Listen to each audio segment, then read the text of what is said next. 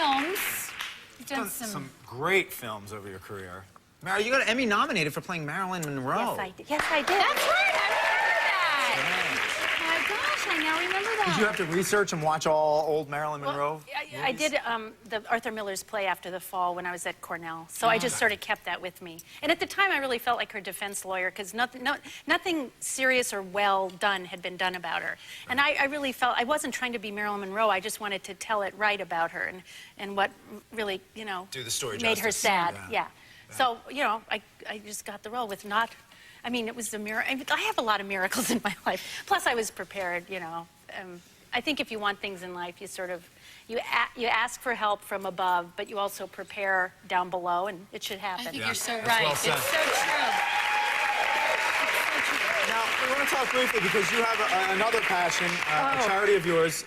Well, Tell us, yes. Well, tell us about it. okay, oh God, okay, really fast, because, you know, there's been, with the tsunami and all the problems, but this goes back a long time. I guess it goes back to Catholic school. Long ago, you know, Africa, famine. Remember Ethiopia, they did rock concerts, but if you've seen Hotel Rwanda, the genocide, you know, they're really slaughtering people, and it's happening in the Sudan, and it doesn't get a lot of the media attention. Why does it? That's my question. Why aren't we helping, well, and why doesn't it get any? Condoleezza Rice went there. We had a couple of senators. Frankly, the New Orleans took a lot of wind out. I don't know. I think possibly because the current political climate, We can't. I think that there's probably, they're worried about a backlash. I think maybe they don't advertise it as enough. That's it. That's it. I don't know, but please anyway, tell us about it. So you want to get the 6,000 die a month still, A month. right now. A month. A month. 6,000 people. In the Sudan, and it's Darfur. and that's you know, best case scenario. that's the best case scenario. I mean, there's been slaughter. I mean, slaughter, like it was like 600 a day up until a year ago. Mass graves. Mass graves. And if you see Constant Gardener, the movie, that's. I haven't seen that, But anyway, it's the Sudan. But anyway, back to, you know, CRS. There's lots of agencies, and I just my thing is, $30 little dollars feeds a family over there. They're now in the camps, but they're dying of famine after having run out of their villages. And you know, $30 feeds a family of 6 for a month. You know, that's nothing. So you can write a check. And so I just work with Catholic Relief Services. It is not a religious thing. They don't try. It's not about being Catholic. They're just there. They were there in Kosovo. They were there in Rwanda. They're just one of those groups that, I mean, it's an aid organization. And if you do, you know, CRS, it's like www.crs.org. You know, you can just find out it's in Baltimore, and you just write a little check, and at least you know that night when you get into bed, well, I did something for this. Maybe I saved a life. For sure you saved a life. You know, do it. sometimes I think it's a great thing. Yeah. Sometimes I know, and I just want to speak for our audience, but sometimes people say they see these problems. We have so many problems here in America. know. They see these problems that are in, you know, I know. seem so far away. Not really, but they do seem so far away. Well, you know what? I think on the planet where the most people are dying each day, that's the priority. And there's more dying here right now. So, and you know what? People are tired of being hit up but you know what? We have a lot here. And what's $30? We're very blessed. We do here. have a We lot. can keep giving and Absolutely. giving. And we can keep giving and giving to everything. Yeah. To everything.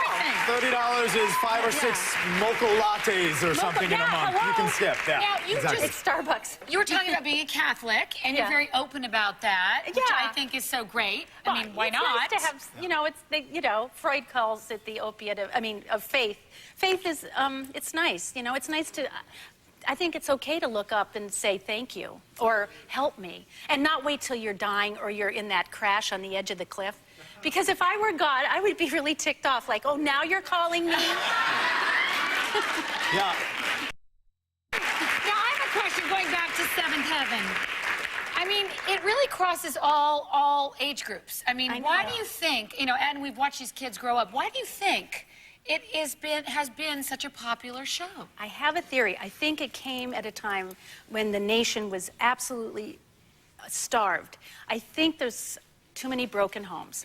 And there's a lot of kids that they're little latchkey kids, you know? I mean, it's just a lot of broken hearts. And I think having a family that was together, that will stay together, these people will stay together. It gives people something to shoot for. If they're already sad, it gives them something to feel better.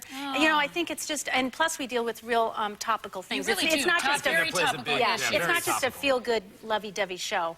Right. We deal with real issues, and there's humor, and I think it's that's important to laugh. Absolutely. Well, Catherine, thank you What a so pleasure. much for Thanks for joining having us. me. Such a pleasure. Thank you. Thank you. Really great. For some more information on Catherine's T-shirts, make sure you check out our website, soapnet.com. We'll be right back. I didn't know about